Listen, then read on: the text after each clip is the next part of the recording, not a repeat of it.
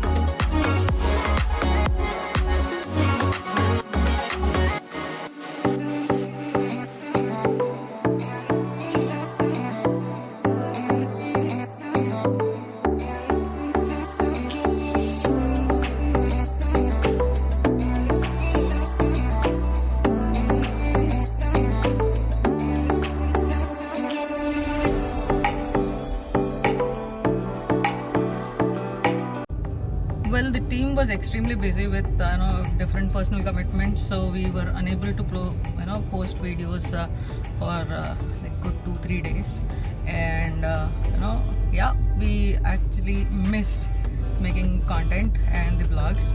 So now we are back and we'll try to post content frequently and also create more of travel and lifestyle videos for everybody to watch and enjoy. So if you have any suggestions for us, just go ahead and comment in the comment section below so that we can go ahead and try recording vlogs on those genres as well. Well, thankfully we haven't traveled very far for an amazing ginger chai, and I happened to discover that new place today.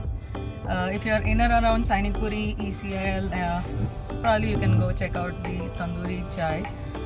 It's a cute little store which has got different kinds of tea.